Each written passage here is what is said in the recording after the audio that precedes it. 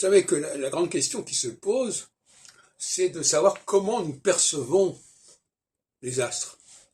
C'est bien gentil de dire, oui, quand telle planète passe à tel endroit, ça a tel effet, mais encore faudrait-il que nous le percevions. Pas l'effet, mais le processus lui-même. Et ça, on ne le dit pas suffisamment. On va dire, ah oui, mais c'est la force de l'émission. Non, probablement c'est plutôt la capacité de réception qui est en cause là-dedans. Ce que je disais déjà dans l'histoire de l'astrologie en 86, sur la pensée astrologique. La question, c'est le récepteur. Et le problème des récepteurs, c'est un problème qui échappe complètement à l'astronomie. L'astronomie peut nous dire qu'il y a une configuration, mais ce n'est pas la configuration elle-même qui agit sur nous.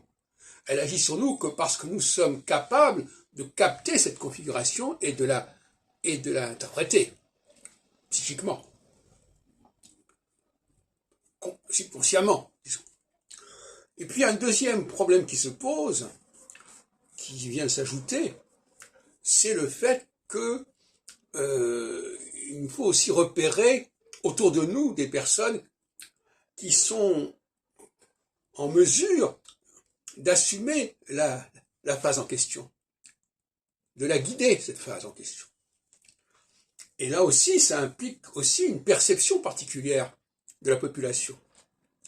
Quelles sont, de la même façon qu'il faut arriver à déterminer quelles sont les configurations qui sont importantes, il faut aussi déterminer quelles sont les personnes qui sont importantes.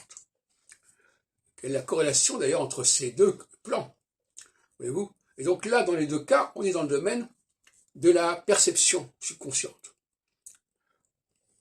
Alors j'ai insisté tout à l'heure sur la question des Juifs, ce qu'on pourrait appeler la conscience des Juifs, mais encore, ce n'est pas forcément une conscience surconsciente, c'est-à-dire pas parce que les gens ont marqué « je suis juif ». Non, c'est beaucoup plus complexe que ça. C'est une conscience que l'autre est porteur de quelque chose, que certaines personnes sont porteuses de quelque chose, et on les repère, on les identifie. Peu importe l'étiquette qui est marquée.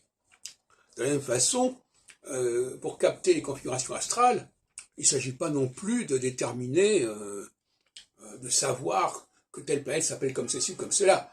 Nous captons certaines choses et nous réagissons par rapport à ces choses-là, mais là encore, ce n'est pas indiqué, ce n'est pas marqué comme ça, noir sur blanc.